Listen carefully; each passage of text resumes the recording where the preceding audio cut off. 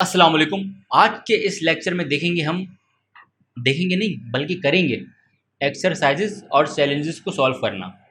अच्छा, जिन लोगों ने मेरी पिछली वीडियो देखी है उनको पता होगा कि मैंने आपको एक्सरसाइजेस और चैलेंजेस सॉल्व करने के लिए दी थी, एसक्यूएल स्टेटमेंट की बेसिक से रिलेटेड। सही है, और उनका सॉल्यूशन जो है वो आज के लेक्चर में मैं आपको दूंगा। जिन्होंने की हैं बहुत अच्छी बात है, जिन्होंने नहीं की वो भी इस वीडियो को ज़रूर देखें ताकि उनको आइडिया हो जाए। ठीक है ना? तो चले आए, अब हम करते हैं शुरू। तो अब हम चलते हैं सबसे पहले सिलेक्ट पे, और सिलेक्ट के क्वेश्चन नंबर 1 के सिनेरियो में हम पढ़ते हैं। यार हम लोगों को ना, ये जो तुम्हें सिनेरियो 1 नज़र आ रहा है ना मेरे भाई, ये वाला, ठीक है ना, ईद गिफ्ट्स वाला। देखो, हम लोगों को क्या करने हैं, ईद गिफ्ट सेंड करने एम्प्लॉयज़ को, सही ना। और उनको इस तरह हम सरप्राइज़ देंगे। अब उनको ईद गिफ्ट मिलेंगे तो वो बड़े खुश हो जाएंगे, ठीक है ना। तो ये तो हो गया है हमारा सिनेरियो। अब इससे मुझे पता क्या चला, अगर मैं सिनेरियो को देखूँ तो सबसे पहले मुझे ये पता चला कि यार ये एम्प्लॉयज़ की बात कर रहा है, सही ना, एम्प्लॉयज़ की बात कर रहा है। तो मुझे क्या करना पड़ेगा कि कोई ना कोई शायद टेबल हो मेरे डेटाबेस में एम्प्लॉयज़ का। तो मैं एक काम करता हूँ, मैं अपनी जो है ना ERD डायग्राम खोलता हूँ। ये है मेरी क्या, ERD डायग्राम। मैं थोड़ा जूम कर लेता हूँ ताकि तुमको नज़र आ जाए। देखो, ये है एम्प्लॉयज़ का टेबल। अच्छा, एम्प्लॉयज़ के टेबल में अब वो कह रहा है कि यार मुझे जो है ना वो गिफ्ट सेंड करने। तो यार गिफ्ट सेंड करोगे उसके घर पे ना, हैं, ईद का दिन होगा, उसके घर पे जाएगा ना गिफ्ट। तो मैं देखता हूँ क्या मेरे इस टेबल के अंदर कोई एड्रेस का कॉलम है। हाँ, मेरे पास एक एड्रेस की फील्ड ज़रूर है, ठीक है ना। तो इस तरह मैं उसको गिफ्ट सेंड कर सकता हूँ। अच्छा, फिर मैं ये सोचता हूँ कि यार मैं जब गिफ्ट सेंड करूँगा तो इस गिफ्ट पे एक जो पन्नी होती है ना, पन्नी, उस पर आप क्या कहते हैं, उस पर एक कार्ड पे लिखते हैं। तो मैं उसके कार्ड पे क्या लिखूँगा, उसका फर्स्ट नेम लिखूँगा और उसका लास्ट नेम लिख दूँगा, ठीक है ना। और फिर उसके एड्रेस पे उसको सेंड कर दूँगा। तो मुझे 3 चीज़ें चाहिए होंगी, फर्स्ट नेम, लास्ट नेम और उसका एड्रेस, सही ना। अच्छा, अब हम दोबारा उसमें आते हैं एक्सरसाइज वाले। तो देखें, क्यूरी ये बनी है कि हमने सेलेक्ट स्टेटमेंट को यूज़ करना है और उसका फर्स्ट नेम, लास्ट नेम और उसका होम एड्रेस सेलेक्ट करना है हर एम्प्लॉय के लिए, ठीक है ना। तो अब हम क्या करते हैं, अब हम आ जाते हैं अपने पीजी एडमिन के अंदर। हम पीजी एडमिन के अंदर आ गए। अच्छा, मैंने क्यूरी एडिटर पहले से ओपन किया हुआ है। तो आए ये सॉल्व करते हैं। सेलेक्ट कर लिया, first name, last name, comma, address from, और मेरा क्या नाम था टेबल का, एम्प्लॉयज़। अच्छा, मैं अपनी ERD डायग्राम में दोबारा जाके देख लेता हूँ क्या मेरे पास यही है। तो देखें, लास्ट नेम, फर्स्ट नेम और एड्रेस मेरे पास है, ठीक है ना। अच्छा, मैं फिर पीजी एडमिन में आ गया और अब मैं क्या करता हूँ, मैंने F5 प्रेस कर दिया। तो देखें, इसने मेरा first name, last name, address ला कर दे दिया है। और अब मैं आसानी से ईद पे उसको गिफ्ट दे के सरप्राइज़ कर सकता हूँ। सही, ये पहला क्वेश्चन हो गया है हमारा सॉल्व, ठीक है ना। अब हम आ जाते हैं अपने दूसरे क्वेश्चन में, जो कि क्या है, डिस्टिंक्ट का। डिस्टिंक्ट मायनी यूनिक वैल्यू, सही ना। अब इसका सिनेरियो को थोड़ा पढ़ते हैं हम। यार एक मार्केटिंग मैनेजर था और उसको ये जानने का शौक़ पड़ गया कि यार मेरे जो कस्टमर्स हैं ना वो किधर रहते हैं। अच्छा, ये क्यों जानने का शौक़ पड़ गया, देखो, एक होता है कि लोकेशन बेस्ड स्ट्रेटजी बोलते हैं उसको मार्केटिंग के उसमें, कि जब वो मार्केटिंग करते हैं तो उनको ये जानना होता है कि यार हमारे जो कस्टमर्स हैं वो किधर रहते हैं, ताकि उनके लिहाज से ना स्पेसिफिक तौर पे उनको एडवर्टाइजमेंट सजेस्ट कर सकें, उनके लिहाज से उनको प्रोडक्ट सजेस्ट कर सकें। तो मार्केटिंग वाले जो लोग होते हैं उनको ये जानने की ज़रूरत पड़ती है।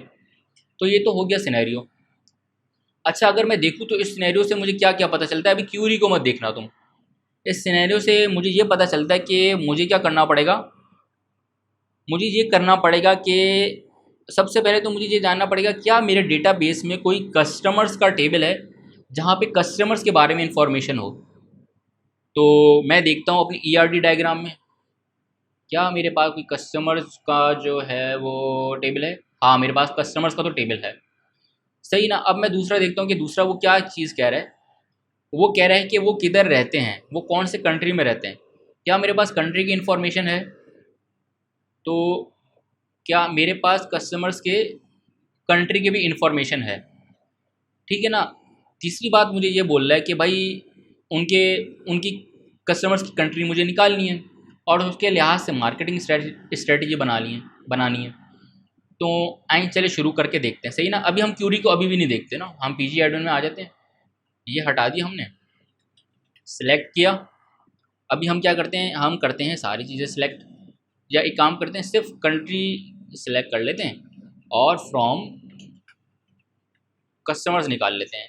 हमने क्या किया, F5 दबाया, तो मेरे पास सारे कंट्रीज़ क्या हो गए, वो तो आ गए। अब मैं देखता हूँ तो यार ये तो बड़े ज़्यादा रिकॉर्ड्स हैं, सही ना। और अगर मैं जानना चाहता हूँ कि कितने रिकॉर्ड्स हैं, एक तो मैं काउंट यूज़ कर सकता हूँ, लेकिन उससे भी अच्छा तरीका है कि मैं मैसेज में चले जाऊँ। तो ये बोल रहा है 91 रोज़ हैं मेरे पास अभी, ठीक है ना। तो इसका मतलब है कि यार कुछ कंट्रीज जो हो रहे होंगे ना, वो मेरे पास अभी हो रहे होंगे रिपीट। अब इस तरह होगा, अगर कोई जॉन नाम का बंदा है या कोई एलेक्स नाम का बंदा है और दोनों एक ही कंट्री में रहते हैं, तो क्या मैं दोनों के लिए अलग स्पेसिफिक अलग स्ट्रेटजी बनाऊंगा मार्केटिंग की? नहीं भाई, एक ही स्ट्रेटजी बनाऊंगा ना। तो मुझे क्या करना है कि ये जो मेरे पास कंट्रीज़ के नेम्स आ रहे हैं ना, उनको यूनिकली आइडेंटिफाई करना है, मतलब डिस्टिंक्ट लगाना है मुझे इस पर। तो देखें मैंने इस पर क्या क्यूरी लगाऊंगा, मैंने यही बोला कि देखो मेरे भाई, इस पे जो है तुम सिलेक्ट यूज़ करो लेकिन डिस्टिंक्ट के साथ, ताकि तुम यूनिक तौर पे कंट्रीज़ को रिट्रीव कर सको कस्टमर्स के। तो आ जाएं ये करते हैं। मैं कंट्री से पहले क्या लगाऊंगा, डिस्टिंक्ट, और अब मैं क्या करूँगा, F5 दबा दूंगा। तो देखें इसने मुझे यूनिक कंट्रीज जो हैं निकाल के दे दिए कि मेरे पास ये कंट्रीज़ थे, सही ना। अच्छा, अब मेरे पास ये जो कंट्रीज़ जो मेरे पास आ गए हैं, अब इसके लिहाज से मैं क्या कर सकता हूँ, मार्केटिंग स्ट्रेटजी बना सकता हूँ, सही ना। अब देखें पहले क्या आ रही थी, मेरे पास 91 रोज़ आ रही थी। अब मैं देखता हूँ कि मैसेज में, अगर मैसेज के टैब में चले जाऊँ, तो देयर आर ओनली 21 कंट्रीज़ मेरे पास अभी आ रहे हैं जिसमें मुझे मार्केटिंग स्ट्रेटजी बनाने की ज़रूरत है, ठीक है ना। आएँ अब हम तीसरे क्वेश्चन में चलते हैं। यार ये तो क्वेश्चन हमारे जल्दी जल्दी सॉल्व हो रहे हैं, ठीक है ना। उम्मीद है कि आप लोगों ने भी करने की कोशिश ज़रूर की होगी। अच्छा, अब हम आते हैं वेयर क्लॉज के बारे में, हमने पढ़ा था, सही है ना। अच्छा, वेयर क्लॉज का जो है वो हमारे पास टोटल हैं 3 क्वेश्चंस। सबसे पहले हम क्वेश्चन 1 में आ जाते हैं। अच्छा, अब हमारे पास क्या हो गई, क्यूरी वाली चीज़ तो हमने ख़त्म कर दी, सही ना। हमने अब सिर्फ सिनेरियो यहाँ पे लिखा हुआ है। अच्छा, यहाँ पे वो कह रहा है कि यार चॉकलेट, अच्छा चॉकलेट ही है, डेटाबेस में चॉकलेट के नाम से ही सेव हुआ हुआ है, तो वहाँ पे वो टी नहीं लगा हुआ, ठीक है ना। तो उसके लिहाज से तुम यही वाला तुम यूज़ करना, चॉकलेट ही यूज़ करना। अच्छा, चॉकलेट एंड चाय की जो है ना, उसमें हमारी हो गई है क्या, डिमांड इंक्रीज़। भाई लोगों को बहुत ज़्यादा चॉकलेट और चाय वो करनी है, यूज़ करनी है। चाय पीने का बहुत शौक है, चॉकलेट खाने का बहुत शौक है, सही ना। और अब हमें ये देखना है कि क्या हमारे पास, हमारी कंपनी के पास उसका इतना स्टॉक है कि हम लोगों की डिमांड को पूरा कर सकें। तो अब अगर मैं इस क्वेश्चन को समझूं, तो मैं ये समझता हूँ कि चॉकलेट एंड चाय जो है वो है क्या, वो तो कोई प्रोडक्ट है, सही ना। और उसका मुझे क्या चेक करना है, स्टॉक चेंज चेक करना है। तो मैं अपनी पेज ERD डायग्राम में आता हूँ, मैं देखता हूँ कि यार मेरे पास कोई ऐसा टेबल है जहाँ पे मेरे पास इन प्रोडक्ट्स की कोई नॉलेज हो। मैं नीचे आ जाता हूँ, हाँ मेरे पास एक प्रोडक्ट्स का टेबल ज़रूर है। अच्छा, अब चॉकलेट एंड जो चाय थी वो किस कॉलम में आएगी, मेरे पास एक कॉलम है प्रोडक्ट नेम के लिहाज से। तो प्रोडक्ट नेम में तो वो आ सकती है चॉकलेट एंड क्या आ सकती है, चाय आ सकती है, ठीक है। अच्छा, दूसरी चीज़ ये है कि मुझे उसका स्टॉक पता करना है। वो कह रहा है कि कितना स्टॉक है, तो मेरे पास क्या कोई स्टॉक का कॉलम है, हाँ मेरे पास एक स्टॉक का भी कॉलम है, यूनिट्स इन स्टॉक के नाम से मेरा कॉलम है। अच्छा, अब तुम्हें इसकी लॉजिक समझनी है। लॉजिक यार इसकी ये होगी कि वो कह रहा है कि सिर्फ मुझे चॉकलेट एंड चाय का स्टॉक जानना है। तो मतलब जो मेरे पास कॉलम नेम है प्रोडक्ट नेम का, मैं उस पर वेयर का क्लॉज लगा के कंडीशन ये लगाऊंगा कि सिर्फ वो वाले रोज़ मुझे ला के दे दो, या वो वाले रिकॉर्ड्स मुझे ला के दे दो जहाँ पे प्रोडक्ट नेम की वैल्यू क्या हो, चॉकलेट हो और चाय हो। तो उस तरह मैं क्या निकाल सकता हूँ, सेलेक्ट करके उसका स्टॉक निकाल लूँगा जिसका नाम क्या है, यूनिट्स इन स्टॉक। चले आएँ पीजी एडमिन में इसको आके करके देखते हैं। मैंने क्या किया, सिलेक्ट किया, सही है। अच्छा, मैंने क्या सिलेक्ट करना था, मैंने सिलेक्ट करना था यूनिट्स इन स्टॉक। मेरे पास कितना स्टॉक है, किस टेबल में से, मेरे पास उस टेबल का नाम क्या है, प्रोडक्ट्स का।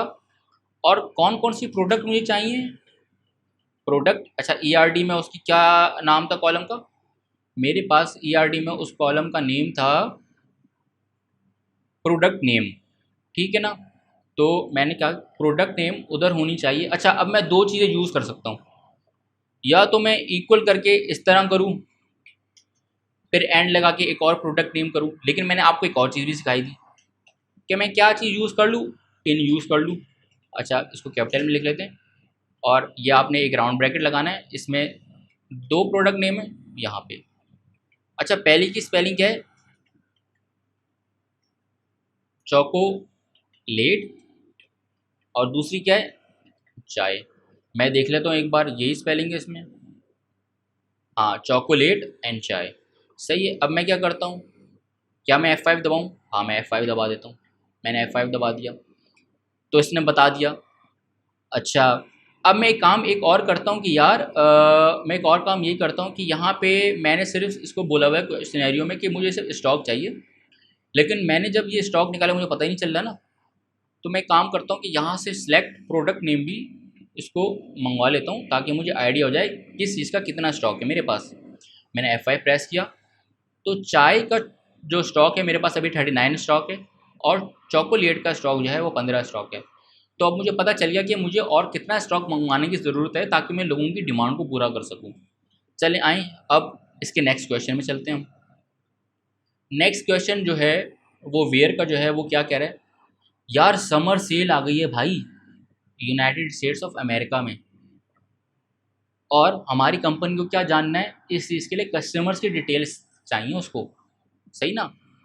अच्छा, तो अब मैं अगर इस चीज़ को समझूँ तो मुझे पता चलता है कि यार सबसे पहले तो कस्टमर्स की डिटेल्स मुझे किधर से मिलेंगी, कोई ना कोई कस्टमर्स का डेटा टेबल होगा, और हाँ मेरे पास कस्टमर्स का टेबल तो है।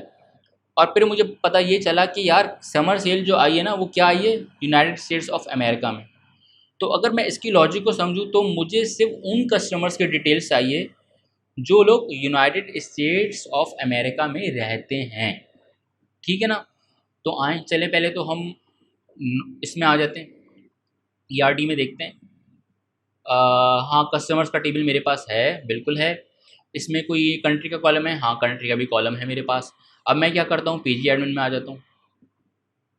तो पीजी एडमिन में हमने इसको रिमूव किया, सिलेक्ट लगाया, और मैंने कहा क्योंकि मुझे कस्टमर्स की सारी डिटेल्स चाहिए तो मैं क्या कर लगाऊंगा, जब सारा कॉलम मंगाने होते हैं, static from customers where country equals to, देखो अब मैं इन यूज़ नहीं कर रहा, अब मैं इक्वल यूज़ कर रहा हूँ क्योंकि मुझे सिर्फ एक वैल्यू वो करनी है। तो वो कह रहा है USA, United states of America. अब मैं क्या करता हूँ, मुझे क्या करना चाहिए, F5 दबाना चाहिए। तो देखो इसने वो मुझे सारे रिकॉर्ड्स लाकर दे दिए जो लोग कौन से कंट्री में रहते हैं, यूनाइटेड स्टेट्स ऑफ अमेरिका। तुम देख सकते हो, सही ना, ये इतने सारे लोग इसने ला के दे दिए जो यूनाइटेड स्टेट्स ऑफ अमेरिका में रहते हैं। और टोटल कितने लोग रहते हैं, 13 लोग रहते हैं मेरे पास, ठीक है ना। वैसे हम ये काउंट से भी कर सकते थे कि अगर कितने लोग रहते हैं, लेकिन काउंट का सवाल नहीं पूछा था तो इस वजह से मैंने मैसेज की टैब में जाके देख लिया कि कितनी रोज़ मेरी अफेक्टेड हुई हैं। अच्छा, अब हम करते हैं दूसरा क्वेश्चन, इसके बाद वाला मैं स्क्रॉल डाउन कर लेता हूँ। अच्छा, तीसरा क्वेश्चन जो है वो मुझे क्या कह रहा है, वेयर का, वेयर के क्लॉज का। उसका सिनेरियो देखें, यार हमारे वो एम्प्लॉयज़ जो अभी लंदन में रहते हैं वो क्या हो रहे हैं, वो ऑफिस नहीं आ पा रहे। क्यों नहीं आ पा रहे भाई, क्योंकि लॉकडाउन लगा हुआ है, और आपको पता है कि करंट की सिचुएशन जो है कोरोना की वो कैसी है, ठीक है ना। तो हम क्या चाहते हैं कि हम चाहते हैं कि वो हमसे रिमोटली तौर पे कनेक्टेड हो जाएं ताकि वो घर बैठ के काम कर सकें। अब इस चीज़ को फुलफ़िल करने के लिए क्या करना पड़ेगा, हमें उनको लैपटॉप और हेडफोन्स सेंड करने पड़ेंगे उनके घरों पे। तो इस चीज़ के लिए पहले तो मुझे ये समझना चाहिए कि मुझे क्या क्या चीज़ चाहिए होगी। सबसे पहले अगर देखा जाए तो हमें एम्प्लॉयज़ की डिटेल्स चाहिए होंगी। एम्प्लॉयज़ की डिटेल्स किधर मिलेंगी मुझे, कोई ना कोई एम्प्लॉयज़ का टेबल होना चाहिए। मैं अपने ईआरडी में आता हूँ, तो हाँ मेरे पास मुझे ये तो पता चल गया कि एम्प्लॉयज़ का मेरे पास टेबल तो मौजूद है। अच्छा, दूसरी बात वो मुझे ये कह रहा है कि उस जगह पे लॉकडाउन लगा है, लंदन में लॉकडाउन लगा हुआ है। तो मैं देखता हूँ कि लंदन क्या है, वो तो सिटी है। तो मैं देखता हूँ कोई सिटी का कॉलम है, तो एम्प्लॉयज़ में अगर मैं देखूँ तो हाँ बिल्कुल सिटी का भी कॉलम मिल गया मुझे। सही है। उसके बाद वो कह रहा है कि मुझे उनको लैपटॉप और हेडफोन सेंड करने, तो मुझे उनको सेंड किधर करूँगा मैं? उनके घर पे सेंड करूँगा ना। तो मुझे उनका क्या चाहिए होगा? एड्रेस चाहिए होगा। अभी सिर्फ आप पार्ट 1 देखें, पार्ट 2 को अभी नहीं देखें। सही है ना? तो अब मैं क्या करता हूँ कि मुझे एक एड्रेस चाहिए होगा। सही है। और फिर मुझे इस चीज़ की कंडीशन लगानी होगी कि उनका सिटी जो है वो लंदन में हो। ठीक है ना? और मुझे सिर्फ उसका क्या चाहिए? एड्रेस चाहिए होगा। ठीक है ना? अच्छा, अब मैं क्या काम करता हूँ कि मैं अपने पीजी एडमिन में आ जाता हूँ। पीजी एडमिन में आ गया मैं। अब मैं एक काम करता हूँ कि इसको मैं क्या करता हूँ, एम्प्लॉयज़ कर देता हूँ। ठीक है ना? मुझे क्या मंगवाना है? एड्रेस मंगवाना है। और सिटी क्या है मेरा? सिटी जो है मेरे पास लंदन है। ठीक है ना? अच्छा, हम एक काम करते हैं कि हम एड्रेस के साथ फर्स्ट नेम भी मंगवा लेते हैं, ताकि पता चल जाए यार किस बंदे का किसका एड्रेस है। वैसे मैंने सिनेरियो में तो ये नहीं बताया हुआ मंगवाने को आपको, लेकिन हम मंगवा लेते हैं। सही ना? अच्छे से पता चल जाएगा। मैं F5 दबाता हूँ, तो देखें मेरे पास सिर्फ ये रिकॉर्ड आ रहा है जो लोग मेरे पास लंदन सिटी में रहते हैं। अच्छा, मैं एक और काम करता हूँ कि एड्रेस के साथ इनका सिटी मंगवा लेता हूँ, ताकि मुझे ये पता चल जाए कि लंदन से ताल्लुक़ रखते हैं ना ये। हाँ देखें, मैंने कहा था कि लंदन ही कंडीशन लगानी थी, तो ये लोग मेरे पास, ये लोग जो हैं वो लंदन में रहते हैं, और मुझे इन लोगों के एड्रेस पे लैपटॉप और हेडफोन सेंड करने हैं। ये वाला तो पार्ट 1 हमारे पास हो गया। दूसरे पार्ट में वो ये कह रहा है कि यार हमारी कंपनी को ये भी तो जानना है कि टोटल कितने लैपटॉप्स जो हैं उसका बजट मुझे पास कराना होगा, कि या कितने लैपटॉप्स हमें ख़रीदने हैं कि हम उनको सेंड कर सकें। टोटल कितने लैपटॉप्स हैं, क्वांटिटी क्या है उनकी। तो ये भी बड़ा आसान है, ये हम भी हमने पढ़ा है।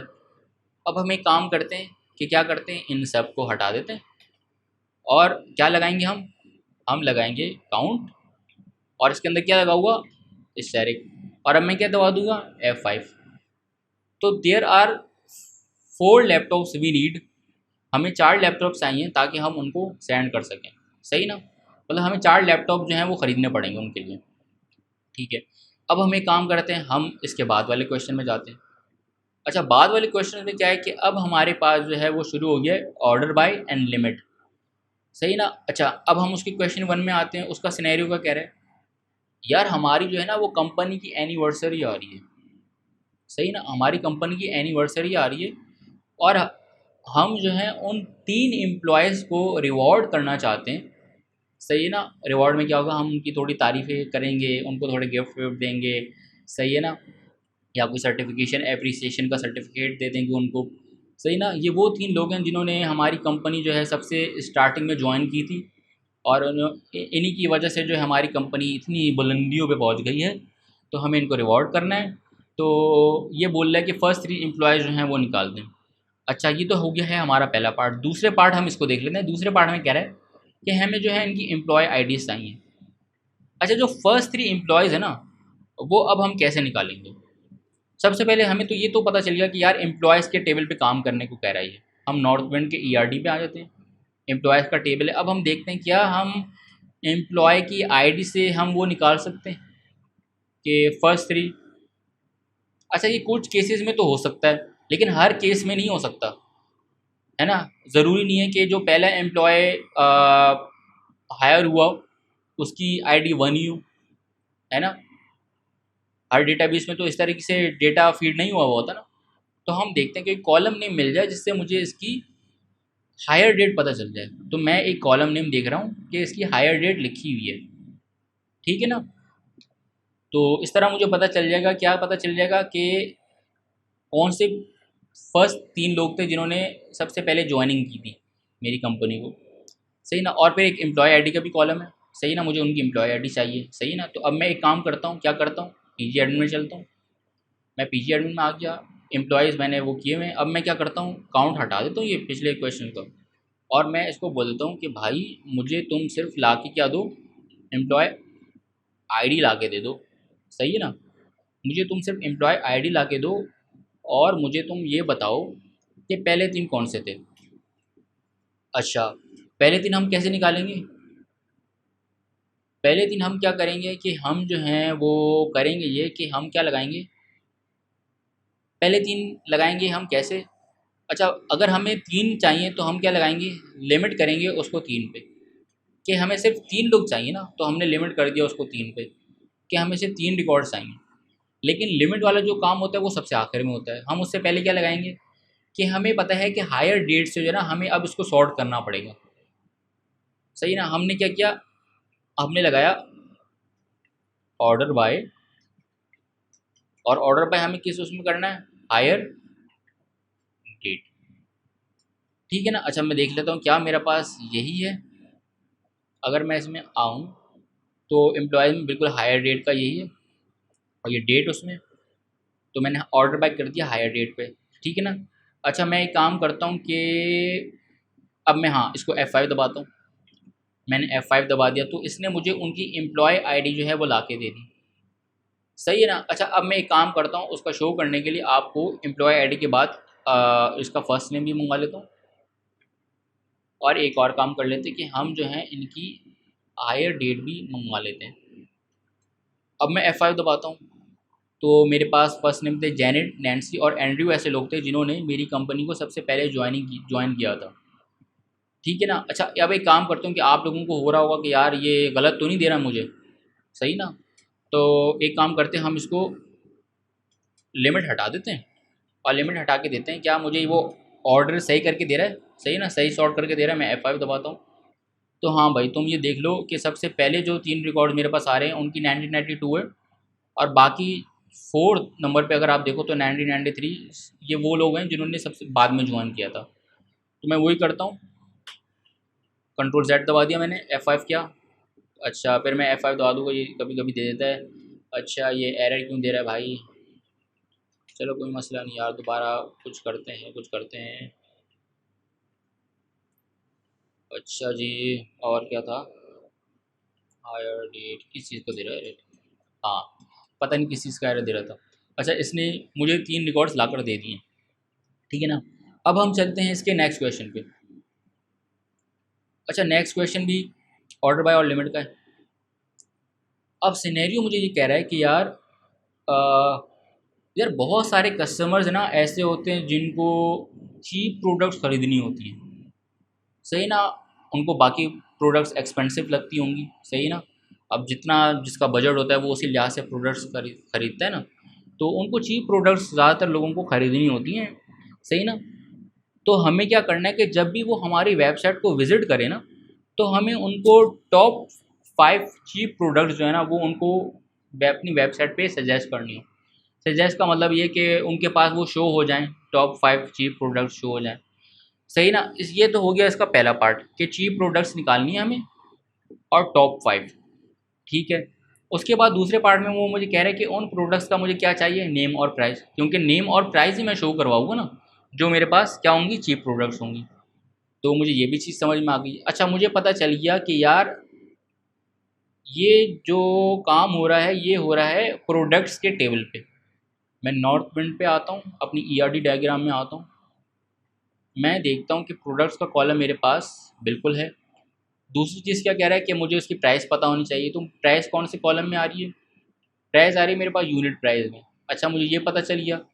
अब मुझे यूनिट प्राइस को क्या करना है, मुझे सॉर्ट आउट करना है, और टोटल कितने चाहिए मुझे, 5 चाहिए। ठीक है ना। अच्छा, अब मैं काम करता हूँ कि मैं इसको हटा देता हूँ पूरे को, सिलेक्ट करता हूँ मैं, मुझे क्या सिलेक्ट करना है, एक मुझे क्या चाहिए, नेम चाहिए। अच्छा, नेम हमें पता है कि प्रोडक्ट नेम में आ रहा था। दूसरा हमें क्या चाहिए, उसकी प्राइस चाहिए, वो यूनिट प्राइस, सही है। किसके टेबल में से, प्रोडक्ट्स के टेबल में से। और हमें ये पता है कि हमें इसको किस चीज़ से सॉर्ट करना है, हमें इसको बाय प्राइस सॉर्ट करना है। तो ऑर्डर बाय लगाया हमने और उसको सॉर्ट कर दिया यूनिट प्राइस से। ठीक है ना। उसके बाद हमने क्या किया, हमने लगा दिया कि मुझे सिर्फ 5 चाहिए। तो क्या कहते हो कि मैं F5 दबा दूँ? मैं F5 दबा के देखता हूँ। तो देखें मेरे पास ये टोटल प्रोडक्ट्स थी जिनकी जो प्राइस थी वो क्या थी, कम थी।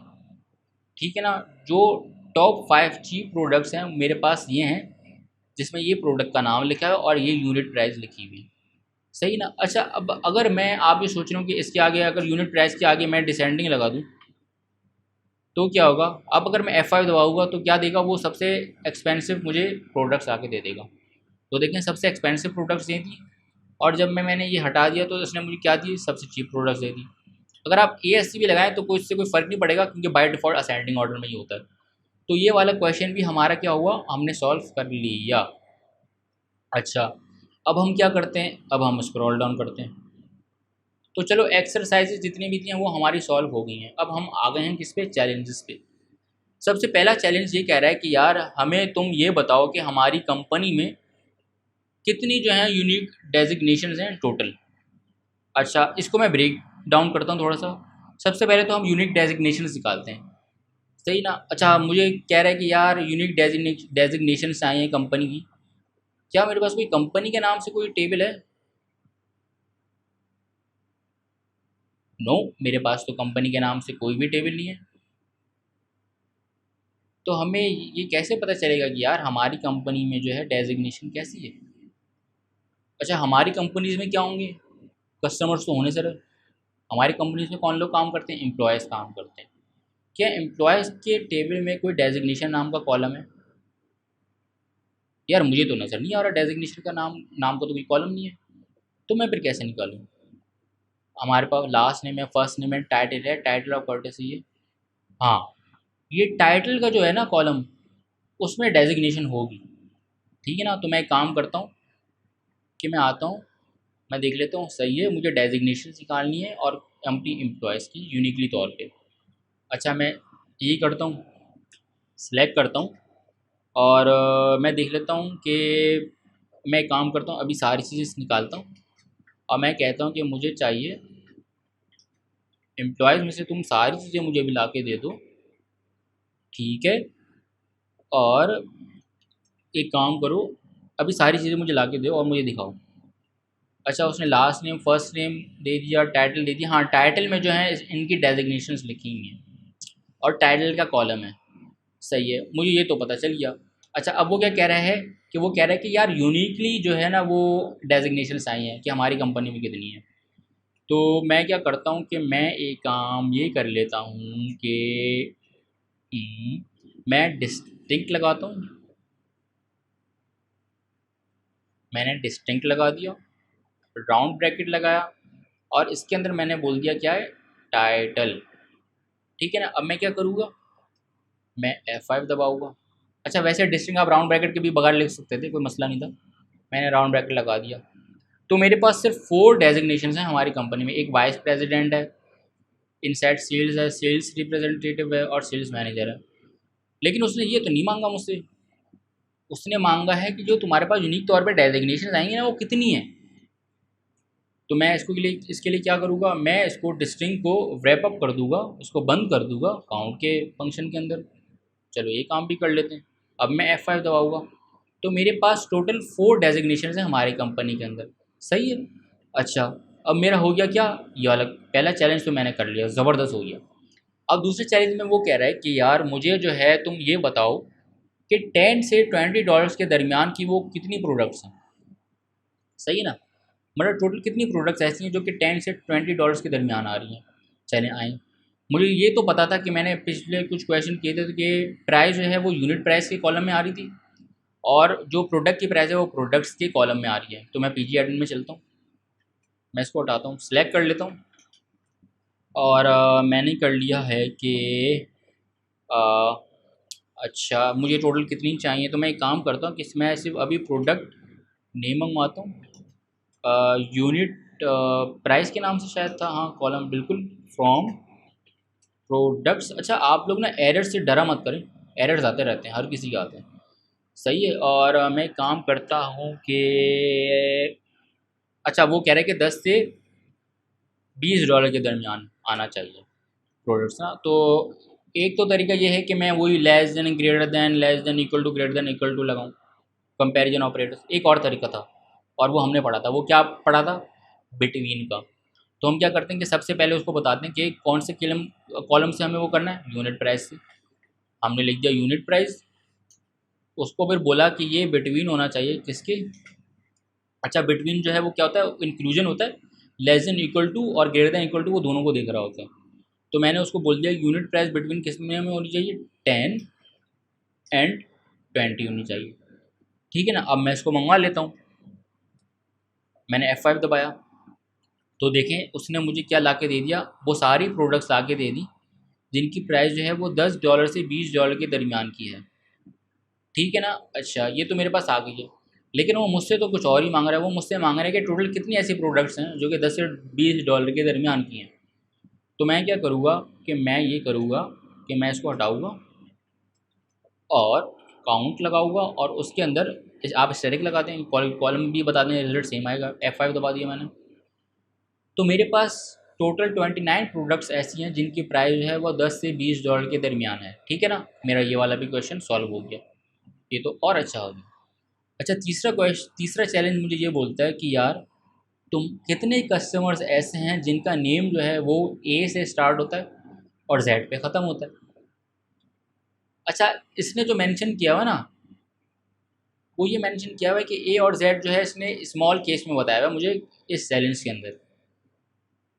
तो मतलब अगर मेरे डेटाबेस में वो कैपिटल ए और कैपिटल जेड भी होगा तो मुझे उसका भी ख्याल रखना है। मतलब ये केस सेंसिटिव नहीं होना चाहिए, केस इनसेंसिटिव होना चाहिए ना, कि चाहे मैं स्मॉल जेड बताऊँ चाहे कैपिटल जेड बताऊँ, उसको दोनों मैच करने चाहिए। स्टार्ट में ए और एंड में क्या, जेड। तो चलें आए करते हैं, कस्टमर्स के टेबल पे काम करना है और उसका नेम पे काम करना है। सबसे पहले देखते हैं कि कस्टमर्स का जो नेम है वो कौन से उसके कॉलम के अंदर है। अच्छा, कस्टमर्स के टेबल में से कॉन्टैक्ट नेम है, मुझे ये पता चल गया। मैं हटाता हूँ उसको, सिलेक्ट कॉन्टैक्ट नेम फ्रॉम, अभी मैं कॉन्टैक्ट नेम कर रहा हूँ सही ना, customers where contact name. Like use नहीं करूँगा, मुझे केस इंसेंसिटिव करना है तो मैं क्या यूज़ करूँगा, आई लाइक, उसके आगे यू नहीं बोलूँगा मैं। हाँ। अच्छा, उसके बाद मैं क्या करूँगा, सिंगल कोट।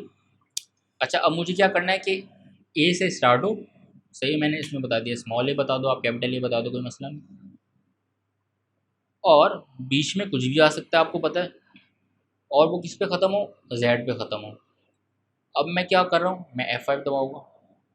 तो यार मेरे पास तो सिर्फ कॉन्टैक्ट नेम आ गया मेरे पास, एरिया क्रूज़, सही ना। लेकिन वो मुझसे नाम नहीं मांग रहा, वो मुझसे मांग रहा है कि कितने ऐसे कस्टमर्स हैं जिनका ए पे नाम स्टार्ट हो रहा है और जेड पे ख़त्म हो रहा है। तो मैं इसके लिए क्या करूँगा, वैसे एक ही आ रहा है पता ही है, लेकिन क्या कर सकते हैं, करना तो है। मैं इसको ये करता हूँ, काउंट लगा देता हूँ। अब मैं F5 करूँगा। भाई मेरे पास सिर्फ एक कस्टमर ऐसा है जिसका नाम में शुरू में ए आता है और एंड उसका नाम जेड पे होता है। ठीक है ना। ये वाला भी सवाल हमारा क्या हो गया, सॉल्व हो गया। अब हम चलते हैं अपने फोर्थ चैलेंज पे। यार कितने कस्टमर्स ऐसे हैं आपकी कंपनी में जिनका ताल्लुक जर्मनी और मैक्सिको से है। ठीक है ना। और उनका कॉन्टैक्ट टाइटल जो है ना वो क्या है, ओनर है। ओ ठीक है, तो मैं काम करता हूँ कि अपने ईआरडी में आता हूँ और देखता हूँ कस्टमर्स का तो टेबल है मेरे पास, सही। कंट्री भी मुझे पता चल जाएगा, कंट्री से मैं उसको कर सकता हूँ कि जर्मनी और मैक्सिको कर सकता हूँ। और कॉन्टैक्ट टाइटल में मुझे क्या बताना पड़ेगा, सिर्फ वो वाले कॉन्टैक्ट टाइटल जिसमें ओनर है। चलें ठीक है, आएँ इसको पीछे एडमिन में करके देखते हैं, सही है। तो मैं काम करता हूँ कि ये हटाता हूँ, सिलेक्ट कर लेता हूँ मैं, अपने एक काम करता हूँ कॉन्टैक्ट टाइटल फ्रॉम, उसने क्या कहा था कि कस्टमर्स कहा था ना, हाँ कहाँ कस्टमर्स दिखाया उन्होंने, ठीक है। तो फ्रॉम कस्टमर्स, जहाँ पे मेरा जो है कंट्री वो या तो क्या होगा, अच्छा वो आप इक्वल टू भी लगा सकते हैं, मैंने इन लगाया, मैक्सिको या जर्मनी, जहाँ जहाँ पे कंट्री मैक्सिको और जर्मनी होगा ना, वो वाला रिकॉर्ड लाकर दे दो मुझे, उसका कॉन्टैक्ट टाइटल टाइटल लाकर दे दो मुझे। लेकिन इसके अलावा भी एक और कंडीशन उसने बोली हुई है, and contact title should be equal to, किसके इक्वल होना चाहिए भाई, वो कंपनी का मालिक होना चाहिए। जो मैक्सिको और जर्मनी में लोग रहते हैं ना, जो मेरे कस्टमर्स रहते हैं और जो कंपनी के मालिक हैं, मुझे उनका कॉन्टैक्ट टाइटल ला कर दे दो तुम। मैंने F5 दबा दिया तो मेरे पास आ गए। अच्छा, मुझे इस तरह कैसे पता चल जाएगा? मैं एक काम करता हूँ कि उनका जो है मेरे पास उनका नेम देख लेता हूँ, एक काम कर लेता हूँ कि मैं कंट्री भी मंगा लेता हूँ ताकि मेरे पास ये कंफर्म हो जाए। और मैं एक काम करता हूँ कि ERD में देखता हूँ मैं कि कस्टमर जो है कॉन्टैक्ट नेम है, कॉन्टैक्ट नेम भी मंगवा के दिखाता हूँ आपको। कॉन्टैक्ट नेम कॉमा किया, अब मैंने F5 दबाया तो मेरे पास ये कॉन्टैक्ट नेम भी आ गए, कॉन्टैक्ट टाइटल बिल्कुल ही कंपनी के मालिक हैं, और ये मैक्सिको का है, एक जर्मनी का, ये मैक्सिको का है। अच्छा, वो हमसे मांग क्या रहा है सवाल में? वो हमसे मांग रहा है कि टोटल कितने कस्टमर्स ऐसे ऐसे हैं जो जर्मनी और मैक्सिको में रहते हैं और जो कि कंपनी के मालिक हैं, ओनर। सही है ना? तो मैंने क्या किया कि भाई मुझे तो इन तीनों की अभी ज़रूरत नहीं थी, वो तो सिर्फ दिखाने के लिए मैंने किया था तुमको। मैं क्या करता हूँ कि काउंट लगाता हूँ और मैं कर लेता हूँ, यहाँ पे मैंने लगा दिया क्या, स्टेरिक। अब मैं दबा दबा देता हूँ F5। मेरे पास 4 ऐसे लोग हैं, 4 ऐसे कस्टमर्स हैं जो कि मैक्सिको और जर्मनी में रहते हैं और कंपनी के मालिक हैं। ठीक है ना? सही ना? जिनकी डेजिग्नेशन ही ओनर है, कंपनी के मालिक हैं वो। ठीक है ना? अच्छा, अब हम इसके नेक्स्ट क्वेश्चन पे चलते हैं। अब वो कह रहे हैं कि यार मुझे कितने सप्लायर्स ऐसे हैं जिनका जो कॉन्टैक्ट टाइटल है ना, या जिनकी जो डेजिग्नेशन होगी वो किसी ना किसी सेल से रिलेटेड होनी चाहिए। यार ये सवाल जो है ना वो है थोड़ा सा, सेल रिलेटेड मतलब क्या? अच्छा, इसके लिए सबसे पहले हम क्या करते हैं कि सप्लायर्स के ERD में आते हैं और देखते हैं क्या मेरे पास सप्लायर्स का टेबल है। हाँ, सप्लायर्स का तो टेबल है मेरे पास। अच्छा, उसमें कॉन्टैक्ट टाइटल का भी है। सबसे पहले काम करते हैं कि इसको थोड़ा ज़्यादा एनालाइज करने के लिए हम PG एडमिन में चल लेते हैं और इसको दबाते हैं, Ctrl A, सिलेक्ट किया। सही है, अभी मुझे तुम सारी चीज़ें रिकॉर्ड ला के दो, और फ्रॉम सप्लायर्स से मैंने F5 दबाया। सही है। अच्छा, जब मैंने F5 दबाया मैं देख रहा हूँ कि कॉन्टैक्ट टाइटल है हमारे पास। अच्छा, purchasing manager, order administrator, sales representative भी आ रहा है इसमें। सही है, और मैं रिकॉर्ड थोड़ा और रिकॉर्ड देता हूँ। सेल्स मैनेजर भी आ रहा है, सेल्स एजेंट भी आ रहा है। ठीक है, और कर लेते हैं, कुछ और रिकॉर्ड देख लेता हूँ। सेल्स रिलेटेड कह रहा है, होल सेल भी आ रहा है। अच्छा, सेल रिलेटेड होना चाहिए ना, तो मैं सेल रिलेटेड कैसे निकालूँगा? अगर तुम ये सोचते हो कि या तो मैं इस पे ऐसे लगाऊँ कि लाइक और आई लाइक से ये कर लूँ कि यार स्टार्टिंग में अगर सेल्स आ रहा है तो कर लेते हैं, तो उससे मेरे पास क्या क्या रिकॉर्ड आएगा? अगर मैं इस तरह करता हूँ तो चलो मैं करके देखता हूँ। मैं काम करता हूँ, सिर्फ कॉन्टैक्ट टाइटल मंगवा लेते हैं हम लोग अभी। सही है ना? मुझे और बाकी चीज़ें तो कोई काम नहीं है। और मैं कर लेता हूँ कि वियर कॉन्टैक्ट टाइटल तुम्हारा होना चाहिए, इसको मैं कर देता हूँ आई लाइक कर देता हूँ, और उसको आई लाइक बोलता हूँ कि भाई शुरू में जो है ना वो क्या होना चाहिए, सेल्स होना चाहिए। कुछ भी कर दो यार, सेल्स होना चाहिए। और मैंने आई लाइक यूज़ कर लिया है। सही ना? कोई मसला नहीं है, तुम लाइक यूज़ कर लो, सेल्स बता दो। सही ना? अच्छा, अब मैं क्या करूँगा कि मैं F5 दबा के देखूँ। अच्छा, अभी तो इसने मुझे कोई रिज़ल्ट दिया ही नहीं है। अच्छा, क्यों नहीं दिया? मैं चलो, अरे हाँ, क्यों देगा भाई। मैं काम करता हूँ कि परसेंटेज परसेंटेज मैंने डालना ही भूल गया। अरे परसेंटेज बाबी। अच्छा, अब मैं क्या करता हूँ, F5 दबाता हूँ तो देखें इसने मुझे ला के दे दिया। मुझे इसने ला के दे दिया है बहुत सारे sales representative, sales agent, sales manager, sales representative. लेकिन एक चीज़ इसने मुझे ला के नहीं दी। यार मेरे पास, मुझे याद आ रहा है कि होल सेल भी था, एक होल सेल करके कुछ था। तो उसमें जो सेल था वो क्या आ रहा था, वो बीच में आ रहा था, क्योंकि होल आ रहा है ना शुरू में, तो मुझे तो चाहिए ही सेल रिलेटेड है। तो मैं क्या करता हूँ कि एक काम करता हूँ कि इसको मैं ऐसे हटाता हूँ और स्टार्टिंग में भी परसेंटेज लगा देता हूँ। तो क्या अब मेरे पास आएगा, अब मैं देखता हूँ मेरे पास सेल रिप्रेजेंटेटिव आ गए, सेल्स एजेंट आ गया, सेल्स मैनेजर आ गए। हाँ, अब मेरे पास आ गया होल सेल अकाउंट एजेंट आ गया मेरे पास। ठीक है ना, ये इतने जो हैं वो मेरे पास सेल्स रिलेटेड सप्लायर्स हैं। ठीक है ना। अच्छा, मुझे क्या क्या जानना है भाई, मुझे क्या ये जानना था? नहीं, मुझे क्या कह रहे हैं कि मुझे चाहिए कि कितने सप्लायर्स ऐसे हैं जिनका कॉन्टैक्ट टाइटल जो है वो सेल रिलेटेड है। तो इसमें क्या मसले वाली बात, मैं कॉन्टैक्ट टाइटल्स में आप लगा दें, कोई मसला नहीं, वरना अकाउंट के अंदर आप सेलेक्ट लगा सकते हैं। मैंने लगा दिया ये राउंड ब्रैकेट। अब मैं F5 कर देता हूँ।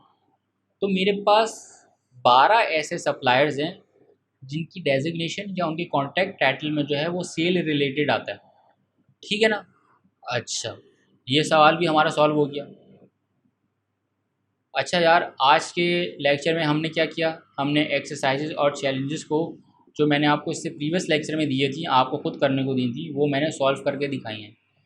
ठीक है ना। होपफुली आपको समझ में आ गई होंगी चीज़ें, सही है ना।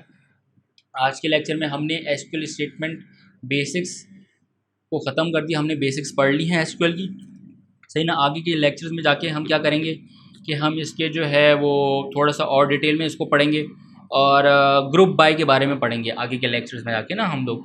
अच्छा, तो आज इतना ही रखते हैं। आपको शायद ये वीडियो अच्छी लगी हो, अगर ये वीडियो अच्छी लगी है तो इस वीडियो को लाइक ज़रूर करना, मेरे चैनल को सब्सक्राइब करना ना भूलना। ओके, अल्लाह हाफिज़, और अपना तुम ख्याल रखना।